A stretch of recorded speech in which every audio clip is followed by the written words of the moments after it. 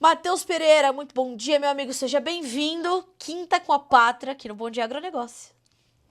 Bom dia, Carla. Bom dia a todos que estão nos assistindo. Prazerão estar aqui mais uma manhã de quinta-feira. Mercado turbulento, já não é de hoje, né? Adrenalina para deixar o sangue bombeando. Bora lá. É verdade. E essa semana especificamente, as notícias elas chegam com muita rapidez e elas vão chegando num momento onde tudo está meio tenso, o mundo está uma panela de pressão. O complexo soja está sentindo forte esse momento, Matheus?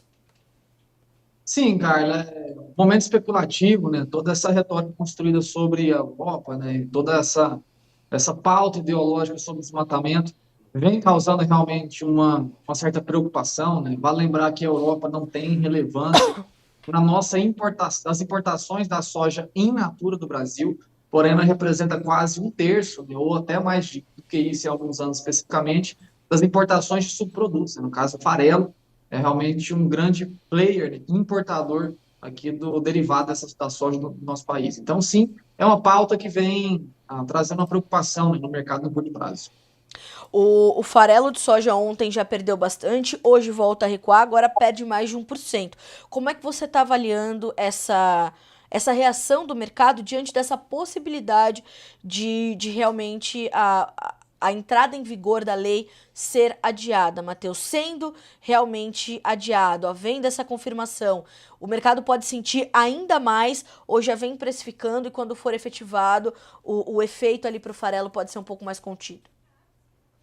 Cara, quando a gente olha apenas essa semana, né, a gente vê que o mercado ele tornou um pouco mais sangrento, né, para derivagem de soja, enfim, com essa nova história sendo contada, né, no território europeu. Só que vale lembrar, Carla, que toda essa percepção, né, sobre essas novas leis de desmatamento dentro da Europa, que acabam interferindo nós, né, fornecedores de matérias-primas, elas não vêm de hoje, cara. Então, a gente vê que nas últimas semanas, meses, os preços derivados, né, no caso o farelo, vieram empilhando altas significantes, né, muito expressivas, e que agora, né, na iminência da aplicação da lei, estão estudando revogar ou até postergar realmente a aplicação, pois falta, né, tem uma dificuldade de procurar, né, substitutos, né, a esses derivados que hoje são importados aqui de maneira sustentável no nosso país. Então, o mercado ele vem criando essa euforia hoje, essa euforia nessa semana, em especial por conta do que acontece por agora, cara. Porém, os derivados já vinham empilhando altas significantes nos últimos meses, já precificando a aplicação da lei. Hoje a gente vê farelo recuando, né? A gente viu ontem uma queda muito agressiva, um mercado mais sangrento no farelo de soja. É apenas um recuo, né, de semanas, se não meses, empilhando altas em cima de altas, cara. Então, é um processo natural, sempre há exagero. O exagero, tanto no lado altista, né, quando vem empilhando ganhos, também há exageros no movimento baixista, né, de recolhimento de ganhos que foi observado nessas últimas semanas. Matheus, a gente pode dizer o mesmo sobre os futuros do óleo de soja, que ao contrário, subiram forte, acompanharam esse rally do petróleo, que no petróleo continua por conta dessa escalada dos conflitos no Oriente Médio? Sim, Carla, apesar de ser produtos, né, de mesma origem, a gente tem a mesma matéria-prima que vai trazer tanto o óleo quanto o farelo, né, que é o caso da soja em natura, são fundamentações mercadológicas, né, distintas. Enquanto a gente tem um farelo, o principal consumidor, sofrendo essas crises ideológicas, esses embates ideológicos com pouca fundamentação técnica, né, a gente vê o óleo por outras, né, por outras óticas. A gente tem ali realmente o mercado já de petróleo, combustíveis não só fósseis, mas também de fontes renováveis, criando toda essa tensão com esse novo conflito, né, entre Irã e Israel, né, que vem realmente trazendo essa percepção que o óleo deve encarecer, é uma região importante, principalmente de escoamento desses combustíveis fósseis, né, não só do escoamento, mas da exploração dos mesmos, né, e que agora vem criando esse empilhamento. Né, se realmente esta região, que é importante na logística e na extração do combustível fóssil, do petróleo, assim dizendo,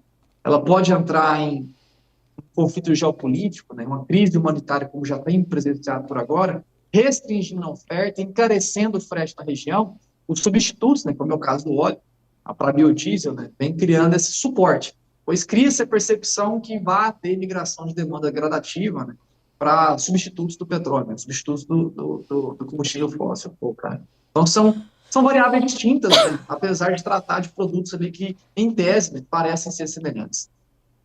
Agora, Matheus, isso ganhou um espaço forte nessa movimentação dos preços da soja em grão na Bolsa de Chicago e realmente tem sido um driver importante ali? Ou, como nós temos uma safra em pleno desenvolvimento aqui no Brasil e preocupações ainda com a questão climática, apesar de previsões melhores para a segunda quinzena de outubro, o mercado vai tentando equilibrar essas informações? Cara, o mercado ele tenta sempre criar equilíbrio, né? A gente tem reações momentâneas que criam distorções, né? As distorções, elas são temporariamente esgotadas, como é o caso do próprio farelo. A gente tinha uma distorção positiva no mercado de farelo aí nas últimas semanas, né? Incentivando realmente esse incremento muito acelerado da restrição da oferta a nível global, né? E que agora vem sendo desconstruída, né? Por conta de um exagero. O mercado tenta encontrar um equilíbrio, né? Então, muito boa parte das quedas do preço do farelo por agora, nesses últimos dias, é uma tentativa de encontrar esse equilíbrio, cara. E o exagero ele é encontrado sempre, né, em todas as vias, né? Assim como houve movimentos altistas, né, extremamente agressivos na soja nos últimos 2, 3 anos, né, e agora o mercado tenta recolher parte do exagero, encontrar um equilíbrio, o que é muito bom para o setor. A gente sabe que no momento de equilíbrio, às vezes, a gente acaba sangrando mais do que recebendo, né? Como é o caso dessa safra atual, que vem passando por essa sangria de maneira geral, né, cara? Mas é uma tentativa, assim, de encontrar o equilíbrio, né, diante de tantos pontos, né, especulativos do mercado, cara. Então é natural, todos os mercados passam por isso, né? Não é de hoje, não vai ser a última vez. Matheus, como é que essa semana tão intensa vem afetando os negócios e a formação dos preços aqui no Brasil? Antes da gente partir para uma nova fase da nossa entrevista para falar de safra efetivamente. Tá bom, Carla. Em especial, né, os preços de farelo de soja aqui no Brasil estão sofrendo essa escalada, não só por essa percepção do mercado internacional, mas também pela demanda maior aqui dentro do nosso país, né? Vale lembrar que o mercado pecuário, a bovinocultura de corte, né, passou aí nas últimas semanas, né, por uma escalada muito rápida no preço da arroba do boi gordo, incentivando cada vez mais, né, a percepção do consumo de ração. Então, os preços de farelo, ele acompanha, sim, esse cenário externo, né, essa percepção internacional, só que dentro do nosso país também, né, temos aí uma percepção de uma demanda acelerando diante realmente de um crescimento, né, de uma melhora para o pecuarista de engorda do nosso país. Não só isso, né, Carlos? A gente também tem o mercado de grão in natura um pouco mais estagnado por agora, né?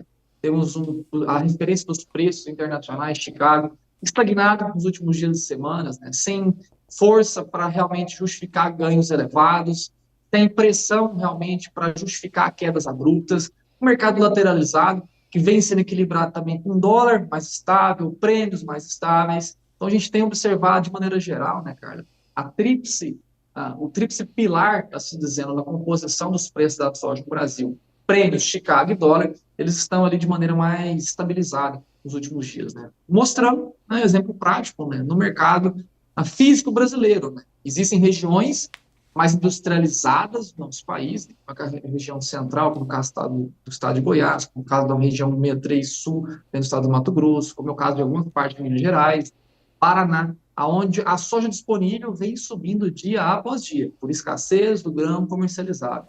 Agora, tratando de soja já futura 25, a gente vê preços aí bem estagnados no momento, viu, Carlos? Matheus, eu imagino que essa estagnação de preços provocou uma estagnação de negócios também. Essa semana foi um pouco mais calma para ou menos intensa para novos negócios?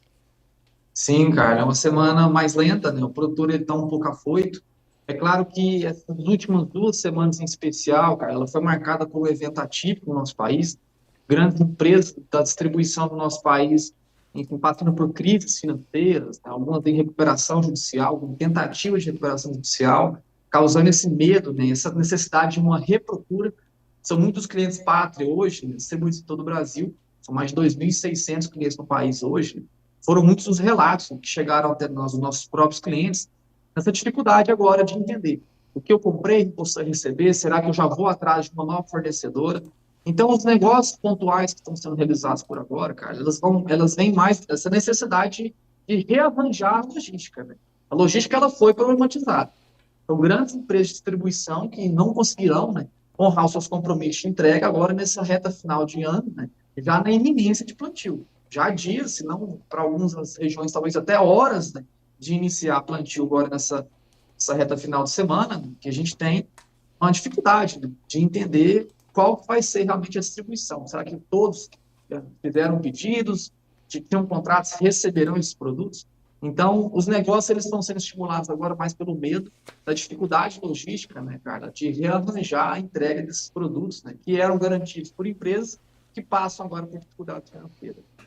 Inclusive, nessa semana eu entrevistei também o Cristiano Palavra no fechamento do mercado, salvo engano foi na terça-feira, hoje é quinta? Foi na terça-feira, e nós falávamos justamente sobre como os atuais indicativos de preços para soja nova, base Porto, a gente estava falando de algo como 134 na terça-feira, 134 a 136 reais por saca, Matheus, tem um impacto diferente para as principais regiões produtoras do país. Então, há margens melhores para aqueles que têm condições melhores de logísticas, mais apertadas para quem está numa outra situação, para quem tem custos também um pouco mais elevados. Isso ainda precisa ser observado e dessa forma a gente consegue, inclusive, começar a responder o seu João Irineu Herbert, que pergunta: bom dia, Matheus, o que você considera de equilíbrio no valor do saco de soja? Para mim, o valor de equilíbrio é de 26 dólares por saco. Olha, muito boa pergunta, viu, João Irineu? E assim, a gente tem que colocar essa adição sobre a logística, né? Tem regiões do Brasil hoje, regiões interioranas, como é o caso do Mato Grosso, aonde a logística de distribuição de insumos ela é mais pesada, porque em regiões litorâneas, em regiões mais costeiras, próximas realmente a portos do Brasil, e não só dificulta o encarecimento da logística de entrega da distribuição, mas também da aquisição. Então, nessas regiões, né, o insumo é mais caro e a soja é mais barata. Então, o equilíbrio dessas regiões, ela tende a ser com uma soja um pouco mais elevada, né? 22, 23, 25, 26 dólares por saco, em alguns casos específicos, né? Enquanto que em regiões onde a logística é um pouco mais saudável, assim dizendo, um pouco mais equilibrada, a gente pode ter, sim, pontos de equilíbrio um pouco mais baixos que isso, viu, seu João Irineu? Onde a gente teria custos de logística e distribuição de insumos mais baratos, assim também como o repasse, né, dos preços da soja para exportação também mais elevados, né, João? Então, não é uma fórmula mágica para todo o Brasil. A gente tem que saber distinguir essas macro-regiões, viu, João? Mas boa pergunta, boa pergunta. Agradeço a participação. Matheus, complementando essa questão do valor de equilíbrio, para quem está terminando de comercializar a soja da safra velha, essa demanda interna melhor, esse momento de preços altos do nosso farelo, o complexo processador, o complexo industrial brasileiro está demandando mais também nesse momento. O Sim Rações indicou, inclusive nesses últimos dias, um aumento da produção de rações aqui no Brasil, né? Sim, sim, cara. A gente tem um consumo interno, né, mais elevado, o que é natural para essa época do ano. Vale lembrar que no último trimestre de cada ano a gente perde na competitividade por exportação, salvo exceções, como foi o ano passado, onde a gente tinha muita soja para ser colocada para fora do país. A gente ainda teve, né, nesse mesmo período do ano passado, uma fila de embarques muito elevada, batemos recordes de exportação no último trimestre do ano de 2023, por conta de uma demanda, de uma disponibilidade da soja mais abundante no nosso país. Hoje, há uma restrição inevitável, assim, e inquestionável também, onde a indústria, né, ela realmente domina esse mercado de consumo nessa reta final de ano. A gente tem indústrias até hoje, né, em algumas regiões do Brasil, já pagando mais no interior do país, a cerca de 800, 900, 1.000, 1.200 quilômetros de distância de regiões portuárias, que pagam mais do que a soja disponível porto para ser exportada em Paranaguá, Santos, Meirituba. Então, a gente tem, sim, né, esse regionalismo, né, essas indústrias processadoras, em especial para a ração animal, né, que é uma cadeia que vem voltando a trazer esperança ao pecuarista brasileiro, né? Essas altas trouxeram assim, esperança de sobrar dinheiro no bolso do pecuarista no nosso país e vem trazendo essa melhora, né, do repasse aos preços da soja nessas regiões, nesse regionalismo, né, onde a indústria é muito forte.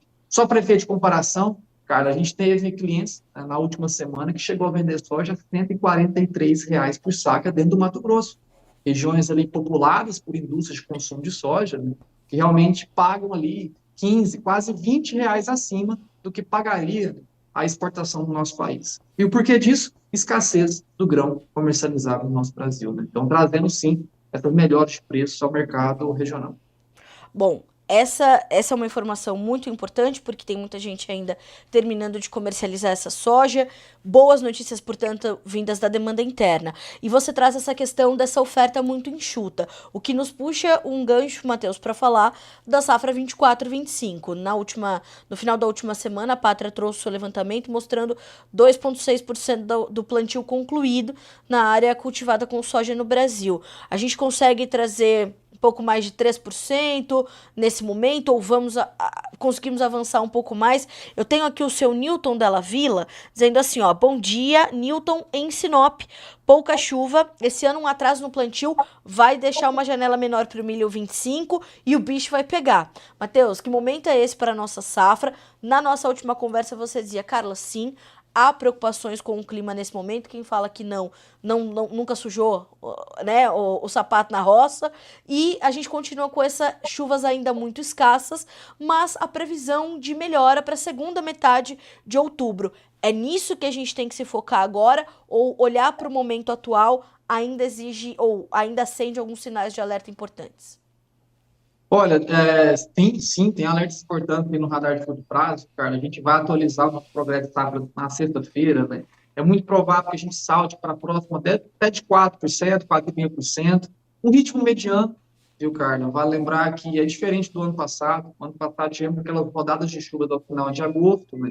Ali no comecinho de setembro, estimulou algumas regiões, em especial de Rondônia, Mato Grosso, a acelerar plantio, que não foram bem sucedidas, pois faltou chuvas ali até comecinho de novembro, onde a gente começou a ter mais uma vez o plantio acelerado no nosso Brasil.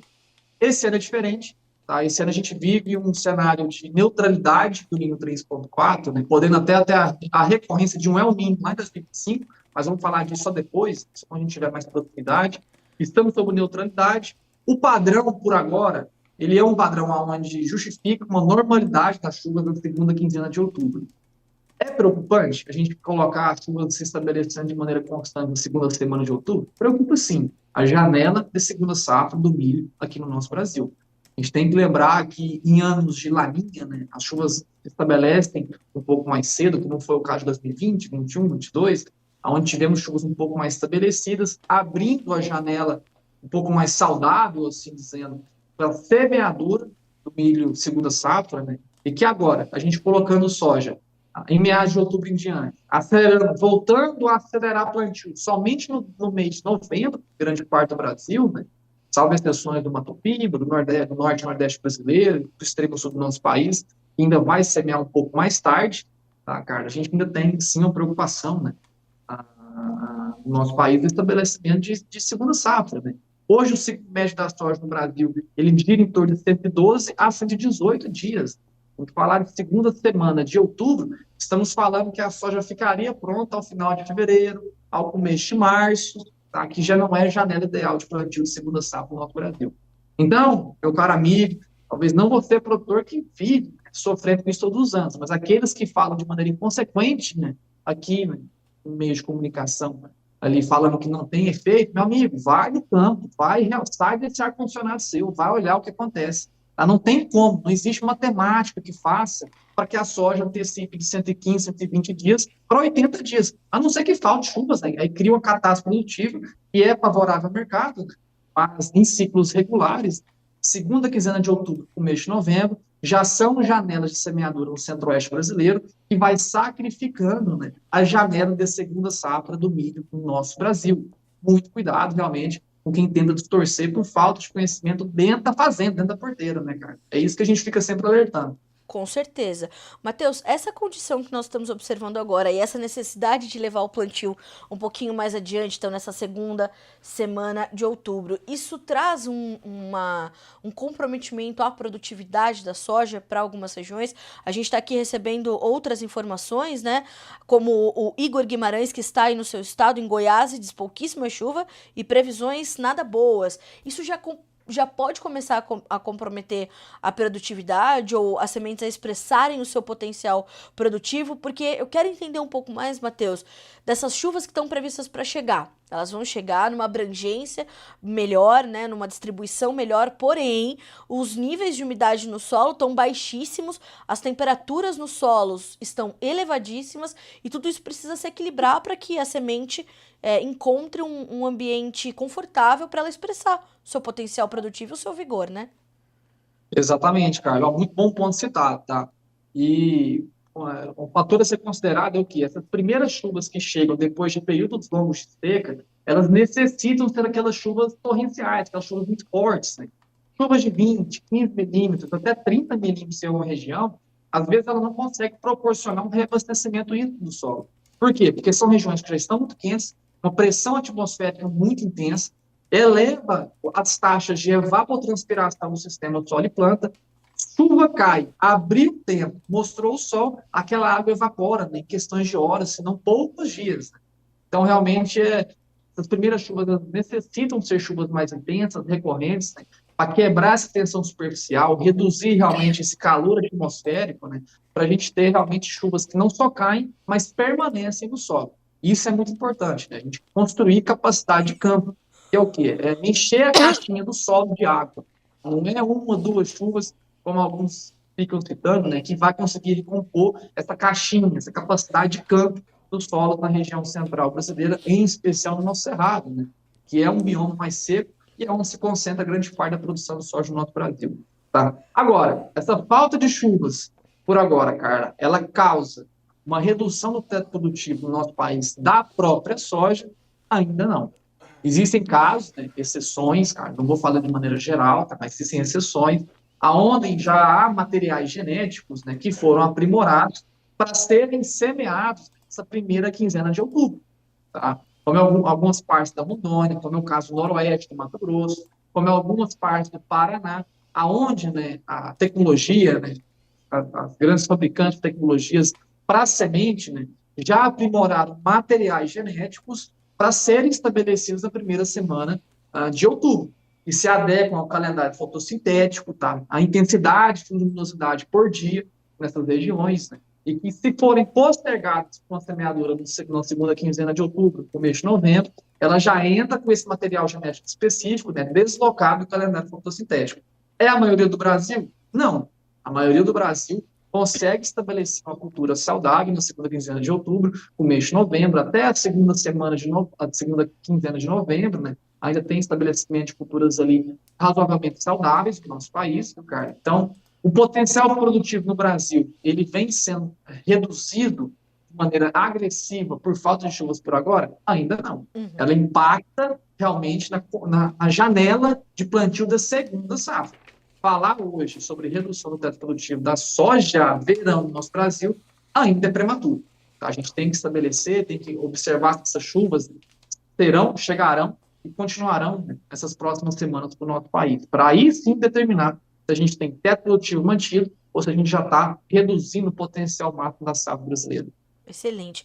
Matheus, de outro lado, o excesso de chuvas no Rio Grande do Sul te preocupa de alguma forma? A gente tem aqui ainda o seu João Irineu conosco, dizendo justamente isso. Carla, o Rio Grande do Sul vai diminuir o plantio, principalmente no centro-sul do estado. De fato, no extremo sul do Brasil, nós temos uma concentração de chuvas mais intensas. O Paraná, dali que estão chegando as boas notícias até esse momento. Então, a região sul, Matheus, te preocupa de alguma outra forma ou por lá as coisas também estão se equilibrando? Preocupa, cara, em especial durante a colheita agora dos cereais, né, que a gente tem em território gaúcho, né, a gente pode ter uma perda de qualidade, em especial de trigo, né, e outros cereais que serão colhidos aí nas próximas semanas e meses dentro do estado gaúcho. Então, cria sim essa preocupação. Tá? A gente tem também o gaúcho como um todo, né, que vem sofrendo ali por 4 safras consecutivas de problemas de safra. Né? Foram lá uns 3 laninhas, trouxeram seco e calor para o território gaúcho como um todo. Veio o Super El Niño na safra 23 e 24, que trouxe essas enchentes, né, incessantes, em reta final de ciclo, já em maturação, em processo de colheita no país, no estado, perdão. Então, realmente, é um território onde o produtor geral, território gaúcho, ele não está capitalizado. Pelo contrário, é um produtor já com a saúde financeira fragilizada, né, e que enfrentar o novo problema pode ser, sim, catastrófico, né, a todo o estado, que passa, não passou somente por problemas, né, no agronegócio, mas também problemas em regiões metropolitanas, como foi o caso aí das enchentes aí ah, nos últimos meses, né, que trouxe essa certa preocupação, sim, viu, cara? Então, o território gaúcho ele não consegue tolerar, né, realmente mais uma fragilidade financeira de agora em diante, viu, cara? Então, precisaríamos realmente de um padrão mais saudável. Porém, né, os mapas climáticos ainda mostram muitas chuvas para o território gaúcho nessas próximas semanas e uma preocupação com a ausência dessas chuvas durante os meses de dezembro e janeiro. Um ponto no radar que a gente deve ficar muito atento, tá? Mas existe sim um padrão de chuvas abaixo da média sendo esperado, né, projetado para dezembro e janeiro do território gaúcho. Cabe ainda, né, atualizações. Estou trazendo aqui alguns pontos, né, amarelinhos, vou nem dizer pontos vermelhos no radar, mas é pontos para serem monitorados agora em diante, viu, cara? Matheus, para finalizar a nossa entrevista dessa quinta-feira, eu queria justamente que você trouxesse um pouquinho dessa questão da previsão do tempo na perspectiva da Pátria, que monitora uma série de modelos climáticos. Então, já nos traz aqui uma informação inicial. Padrão de chuvas abaixo da média para novembro e dezembro no Rio Grande do Sul. Quais são os outros pontos de atenção que o seu departamento de meteorologia destaca aí para essas próximas semanas que devemos trazer como pontos de atenção para o produtor brasileiro?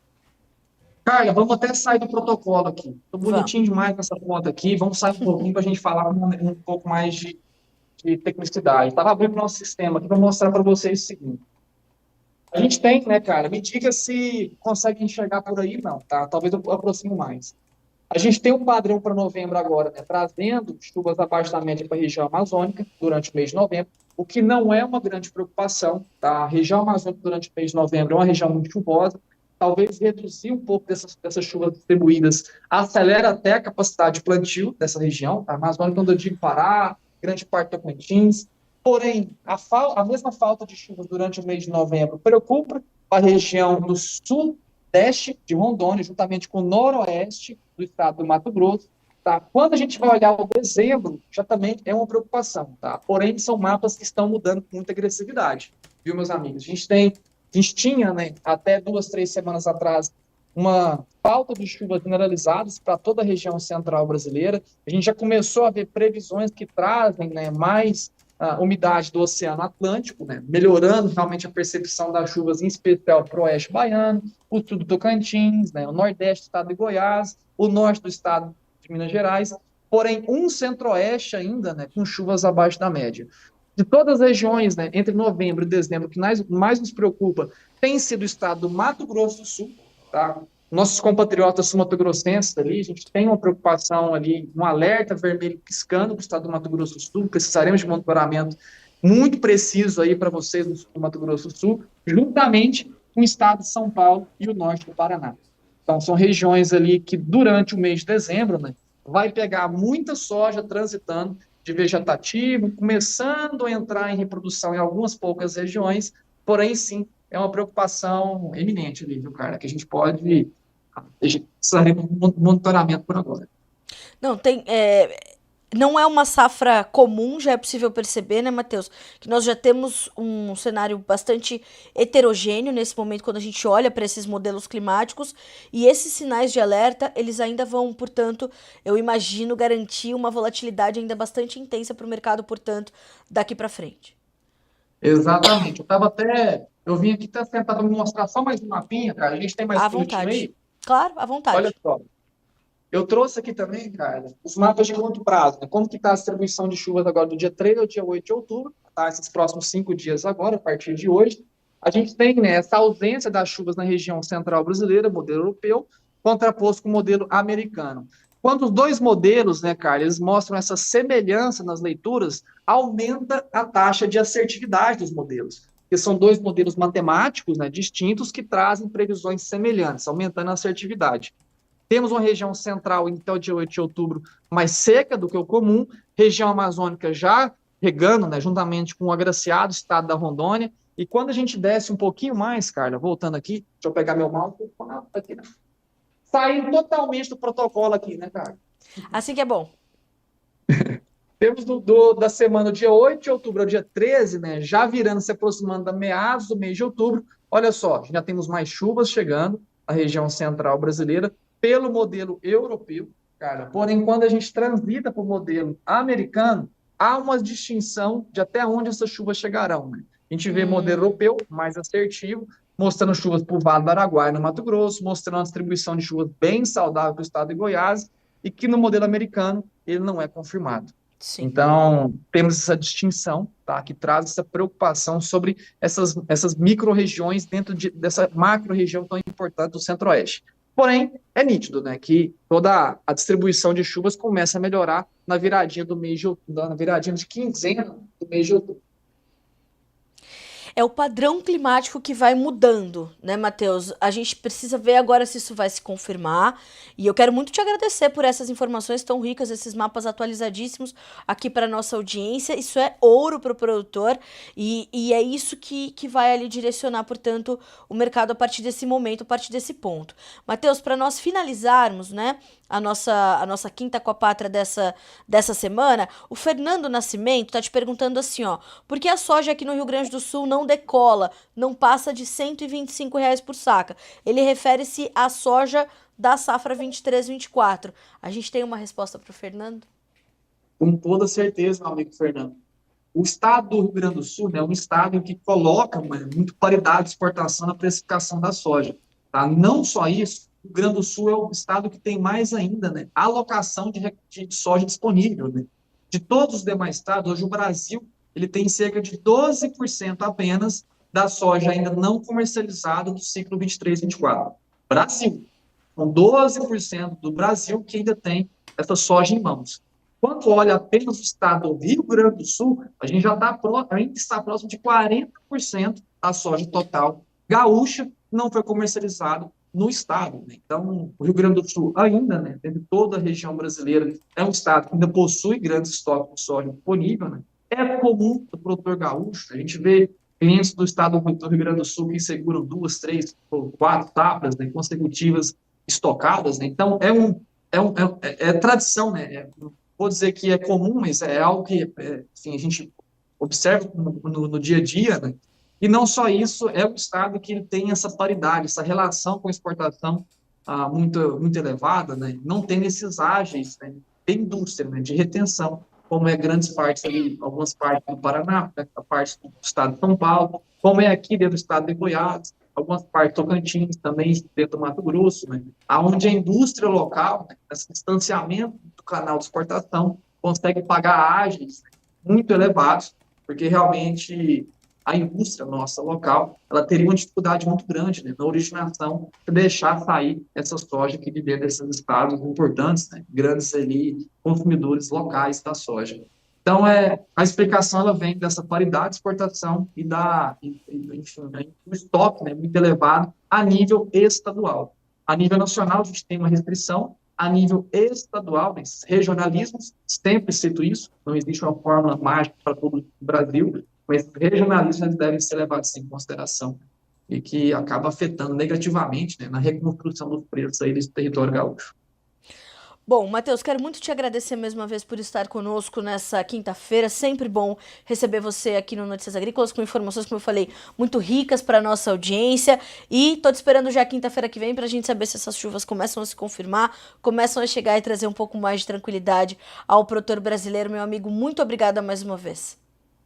Amém, cara, assim seja, vamos esperar, vamos monitorar, na quinta-feira que vem a gente está aqui junto novamente.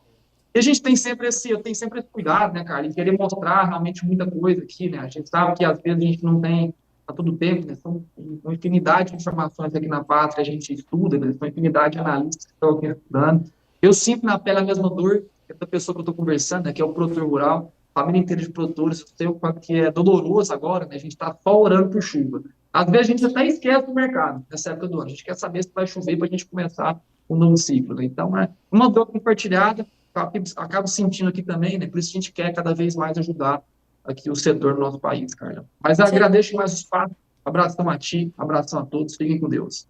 Amém. Vocês também, todos da Pátria, um abraço para você, para todo o time, esse timaço que a gente tem um carinho, um respeito e admiração. Obrigada. Semana que vem estamos juntos novamente, meu amigo. Um abraço. Até semana que vem.